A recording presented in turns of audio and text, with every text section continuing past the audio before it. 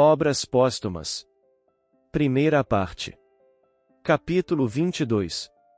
Os desertores.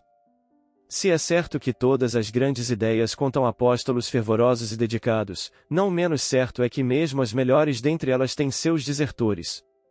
O Espiritismo não podia escapar aos efeitos da fraqueza humana. Ele também teve os seus e a esse respeito não serão inúteis algumas observações. Nos primeiros tempos, muitos se equivocaram sobre a natureza e os fins do Espiritismo e não lhe perceberam o alcance. Antes de tudo mais, excitou a curiosidade, muitos eram os que não viam nas manifestações espíritas mais do que simples objeto de diversão, divertiram-se com os espíritos, enquanto estes quiseram diverti-los. Constituíam um passatempo, muitas vezes complementar das reuniões familiares. Esta maneira, porque a princípio a coisa se apresentou, foi uma tática hábil dos espíritos. Sob a forma de divertimento, a ideia penetrou por toda parte e semeou germens, sem espavorir as consciências timoratas. Brincaram com a criança, mas a criança tinha de crescer. Quando aos espíritos facetos sucederam os espíritos sérios, moralizadores, quando o espiritismo se tornou ciência, filosofia, as pessoas superficiais deixaram de achá-lo divertido. Para os que se preocupam sobretudo com a vida material, era um censor importuno e embaraçoso, pelo que não poucos o puseram de lado. Não há que deplorar a existência desses desertores, porquanto as criaturas frívolas não passam de pobres auxiliares, seja no que for. Todavia, essa primeira fase não se pode considerar tempo perdido. Graças àquele disfarce, a ideia se popularizou 100 vezes mais do que se houvera, desde o primeiro momento, revestido severa forma, e daqueles meios levianos e displicentes saíram graves pensadores. Postos em moda pelo atrativo da curiosidade, constituindo um engodo, os fenômenos tentaram a cupidez dos que andam à cata do que surge como novidade, na esperança de encontrar aí uma porta aberta. As manifestações pareceram coisa maravilhosamente explorável e não faltou quem pensasse em fazer delas um auxiliar de seus negócios. Para outros, eram uma variante da arte da adivinhação, um processo, talvez mais seguro do que a cartomancia, a quiromancia, a borra de café, etc, etc, para se conhecer o futuro e descobrir coisas ocultas, uma vez que, segundo a opinião então corrente, os espíritos tudo sabiam. Vendo, afinal, essas pessoas que a especulação lhes escapava dentre os dedos e dava em mistificação, que os espíritos não vinham ajudá-las a enriquecer, nem lhes indicar números que seriam premiados nas loterias, ou revelar-lhes a boa sorte, ou levá-las a descobrir tesouros, ou a receber heranças, nem ainda facultar-lhes uma invenção frutuosa de que tirassem patente, suprir-lhes em suma ignorância e dispensá-las do trabalho intelectual e material, os espíritos para nada serviam e suas manifestações não passavam de ilusões. Tanto essas pessoas deferiram louvores ao espiritismo, durante todo o tempo em que esperaram auferir dele algum proveito, quanto o denegriram desde que chegou a decepção. Mais de um dos críticos que o vituperam tê-lo-iam elevado às nuvens, se ele houvesse feito que descobrissem um tio rico na América, ou que ganhassem na bolsa. Das categorias dos desertores, é essa mais numerosa, mas compreende-se que os que a formam não podem ser qualificados de espíritas. Também essa fase apresentou sua utilidade. Mostrando que não se devia esperar do concurso dos espíritos, ela deu a conhecer o objetivo sério do espiritismo e depurou a doutrina. Sabem os espíritos que as lições da experiência são as mais proveitosas, se, logo de começo, eles dissessem, não peçais isto ou aquilo, porque nada conseguires, ninguém mais lhes daria crédito. Essa razão por que deixaram que as coisas tomassem o rumo que tomaram, foi para que da observação ressaltasse a verdade. As decepções desanimaram os exploradores e contribuíram para que o número deles diminuísse. Eram parasitos de que elas, as decepções, livraram o espiritismo, e não adeptos sinceros.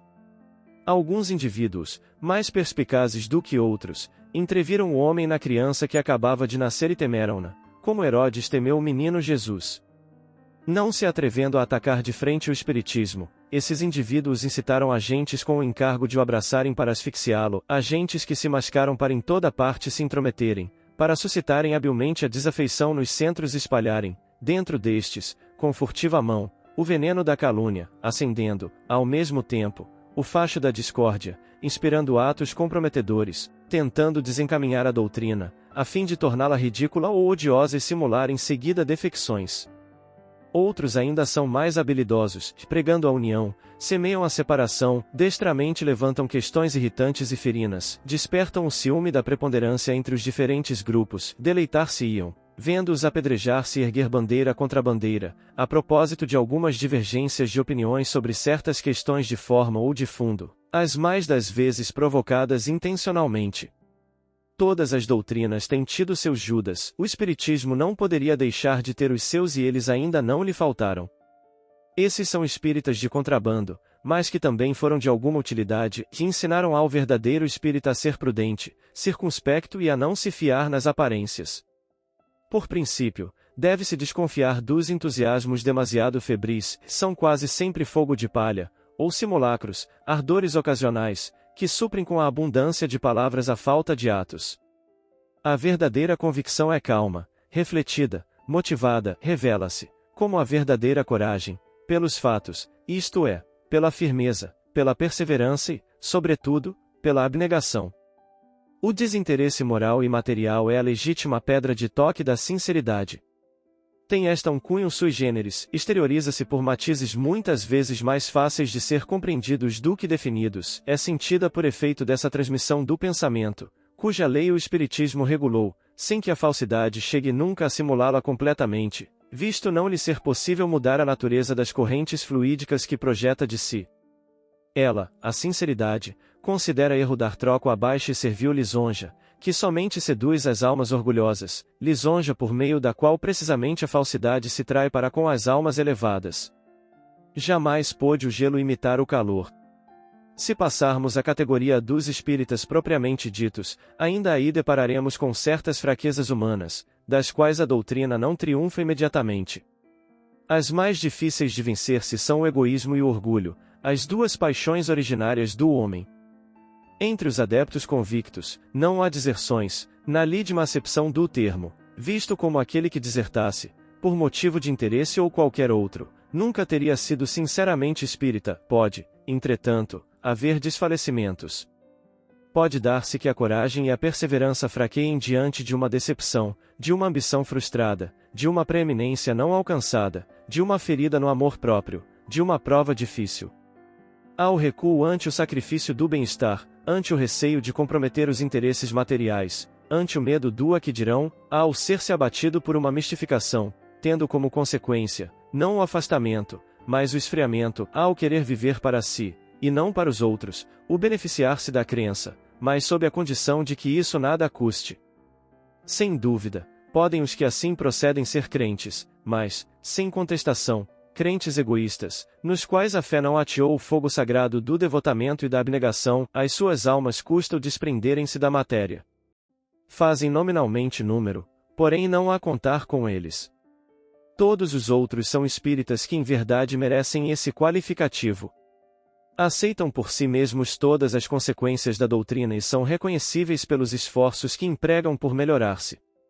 Sem desprezarem, além dos limites do razoável, os interesses materiais, estes são, para eles, o acessório, e não o principal, não consideram a vida terrena senão como travessia mais ou menos penosa, estão certos de que do emprego útil ou inútil que lhe derem depende o futuro, têm por mesquinhos os gozos que ela proporciona, em face do objetivo esplêndido que entrevem no além, não se intimidam com os obstáculos com que topem no caminho, veem nas vicissitudes e decepções provas que não lhes causam desânimo, porque sabem que o repouso será o prêmio do trabalho. Daí vem que não se verificam entre eles deserções, nem falências. Por isso mesmo, os bons espíritos protegem manifestamente os que lutam com coragem e perseverança, aqueles cujo devotamente é sincero e sem ideias preconcebidas, ajudam-nos a vencer os obstáculos e suavizam as provas que não possam evitar-lhes, ao passo que, não menos manifestamente, abandonam os que se afastam deles e sacrificam a causa da verdade às suas ambições pessoais. Deveremos incluir também entre os desertores do espiritismo os que se retiram porque a nossa maneira de ver não lhes satisfaz, os que, por acharem muito lento ou muito rápido o nosso método, pretendem alcançar mais depressa e em melhores condições a meta que visamos? Certamente que não, se tem por guia a sinceridade e o desejo de propagar a verdade. Sim, se seus esforços tendem unicamente a se porem eles em evidência e a chamar sobre si a atenção pública, para a satisfação do amor próprio e de interesses pessoais. Tendes um modo de ver diferente do nosso, não simpatizais com os princípios que admitimos. Nada prova que estáis mais próximos da verdade do que nós. Pode-se divergir de opinião em matéria de ciência, investigai do vosso lado, como nós investigamos do nosso, o futuro dará a ver qual de nós está em erro ou com a razão. Não pretendemos ser os únicos a reunir as condições fora das quais não são possíveis estudos sérios e úteis, o que temos feito podem outros, sem dúvida, fazer. Que os homens inteligentes se agreguem a nós, ou se congreguem longe de nós, pouco importa. Se os centros de estudos se multiplicarem, tanto melhor, será um sinal de incontestável progresso, que aplaudiremos com todas as nossas forças. Quanto às rivalidades, às tentativas que façam por nos suplantarem, temos um meio infalível de não as temer. Trabalhamos para compreender, por enriquecer a nossa inteligência e o nosso coração, lutamos com os outros, mas lutamos com caridade e abnegação. O amor do próximo inscrito em nosso estandarte é a nossa divisa, a pesquisa da verdade, venha donde vier, o nosso único objetivo. Com tais sentimentos, enfrentamos a zombaria dos nossos adversários e as tentativas dos nossos competidores. Se nos enganarmos, não teremos o tolo amor próprio que nos leve a obstinar-nos em ideias falsas. Há, porém, princípios acerca dos quais podemos todos estar seguros de nos não enganarmos nunca: o amor do bem, a abnegação, a proscrição de todo sentimento de inveja e de ciúme. Estes princípios são os nossos, vemos neles os laços que prenderão todos os homens de bem, qualquer que seja a divergência de suas opiniões. Somente o egoísmo e a má-fé erguem entre eles barreiras intransponíveis.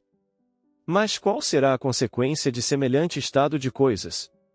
Indubitavelmente, o proceder dos falsos irmãos poderá de momento acarretar algumas perturbações parciais, pelo que todos os esforços devem ser empregados para levá-las ao malogro. Tanto quanto possível, essas perturbações, porém, pouco tempo necessariamente durarão e não poderão ser prejudiciais ao futuro. Primeiro, porque são simples manobras de oposição, fadadas a cair pela força mesma das coisas. Depois, digam o que disserem, ou façam o que fizerem, ninguém seria capaz de privar a doutrina do seu caráter distintivo, da sua filosofia racional e lógica, da sua moral consoladora e regeneradora.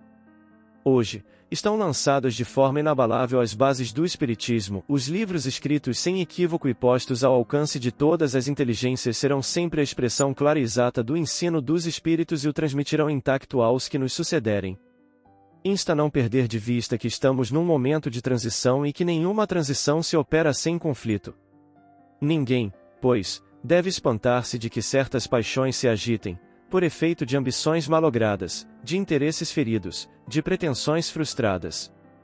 Pouco a pouco, porém, tudo isso se extingue, a febre se abranda, os homens passam e as novas ideias permanecem. Espíritas, se quereis ser invencíveis, sede benévolos e caridosos, o bem é uma couraça contra a qual sempre se quebrarão as manobras da malevolência. Nada, pois, temamos, o futuro nos pertence. Deixemos que os nossos adversários se debatam, apertados pela verdade que os ofusca. Qualquer oposição é impotente contra a evidência, que inevitavelmente triunfa pela força mesma das coisas. É uma questão de tempo a vulgarização universal do Espiritismo e neste século o tempo marcha a passo de gigante, sob a impulsão do progresso. Allan Kardec. Nota: como complemento deste artigo, publicamos uma instrução que sobre o mesmo assunto Allan Kardec deu, logo que voltou ao mundo dos espíritos. Pareceu-nos interessante, para os nossos leitores, juntar às páginas eloquentes e viris que se acabam de ler a opinião atual do organizador por excelência da nossa filosofia. Quando eu me achava corporalmente entre vós, disse muitas vezes que havia de fazer aí uma história do espiritismo, que não seria destituída de interesse. É este, ainda agora, o meu parecer e os elementos que eu reunirá para esse fim poderão servir um dia à realização da minha ideia. É que eu, com efeito, me encontrava mais bem colocado do que qualquer outro para apreciar o curioso espetáculo que a descoberta e a vulgarização de uma grande verdade provocara. Pressenti outrora, hoje sei, que ordem maravilhosa e que harmonia inconcebível presidem a concentração de todos os documentos destinados a dar nascimento à nova obra. A benevolência, a boa vontade, o devotamento absoluto de uns, a má-fé, a hipocrisia, as maldosas manobras de outros, tudo concorre para garantir a estabilidade do edifício que se eleva. Nas mãos das potestades superiores, que presidem a todos os progressos, as resistências inconscientes ou simuladas, os ataques visando semear o descrédito e o ridículo, se tornam elementos de elaboração que não tem feito. Que é o que não tem posto em ação para asfixiar no berço a criança. A princípio o charlatanismo e a superstição quiseram, ora ora outra, apoderar-se dos nossos princípios, a fim de os explorarem em proveito próprio. Todos os raios da imprensa se projetaram contra nós, chasquearam das coisas mais respeitáveis, atribuíram aos espíritos do mal os ensinos dos espíritos mais dignos da admiração e da veneração universais. Entretanto, todos esses esforços conjugados mais não conseguiram, senão proclamar a impotência dos nossos adversários. É dentro dessa luta incessante contra os preconceitos firmados, contra erros acreditados, que se aprende a conhecer os homens. Eu sabia, ao consagrar-me à obra da minha predileção, que me expunha ao ódio, à inveja e ao ciúme dos outros. O caminho se achava ençado de dificuldades que de contínuo se renovavam. Nada podendo contra a doutrina, atiravam-se ao homem, mas, por esse lado, eu me sentia forte, porque renunciara à minha personalidade. Que me importavam os esforços da calúnia, a minha consciência e a grandeza do objetivo me faziam esquecer de boa vontade as urzes e os espinhos da estrada. Os testemunhos de simpatia e de estima, que recebi dos que me souberam apreciar, constituíram a mais estimável recompensa que eu jamais ambicionara. Mas quantas vezes teria sucumbido ao peso da minha tarefa, se a afeição e o reconhecimento de muitos não me houvessem feito olvidar a ingratidão e a injustiça de alguns, porquanto, se os ataques contra mim dirigidos sempre me encontraram insensível, penosamente magoado me sentia, devo dizê-lo, todas as vezes que descobria falsos amigos entre aqueles com quem mais contava. Se é justo censurar os que hão tentado explorar o espiritismo ou desnaturá-lo em seus escritos, sem o terem previamente estudado, quão mais culpados não são os que, depois de lhe haverem assimilado todos os princípios, não contentes de se lhe apartarem do seio, contra ele voltaram todos os seus esforços. É, sobretudo, para os desertores dessa categoria que devemos implorar a misericórdia divina, pois que apagaram voluntariamente o facho que os iluminava e com o qual podiam esclarecer os outros. Eles, por isso, logo perdem a proteção dos bons espíritos, e conforme a triste experiência que temos feito, bem depressa chegam, de queda em queda, as mais críticas situações. Desde que voltei para o mundo dos espíritos, tornei a ver alguns desses infelizes. Arrependem-se agora, lamentam a inação em que ficaram e a má vontade de que deram prova, sem lograrem, todavia, recuperar o tempo perdido. Tornarão em breve à Terra, com o firme propósito de concorrerem ativamente para o progresso e se verão ainda em luta com as tendências antigas, até que definitivamente triunfem. Fora de crer que os espíritas de hoje, esclarecidos por esses exemplos, evitariam cair nos mesmos erros. Assim, porém, não é. Ainda por longo tempo haverá irmãos falsos e amigos desacisados, mas, tal como seus irmãos mais velhos, não conseguirão fazer que o espiritismo saia da sua diretriz. Embora causem algumas perturbações momentâneas e puramente locais, nem por isso a doutrina periclitará. Ao contrário, os espíritas transviados bem depressa reconhecerão o erro em que incidiram e virão colaborar com maior ardor na obra por um instante abandonada e, atuando de acordo com os espíritos superiores que dirigem as transformações humanitárias, caminharão a passo rápido para os ditosos tempos prometidos à humanidade regenerada. Allan Kardec. Paris, novembro de 1869.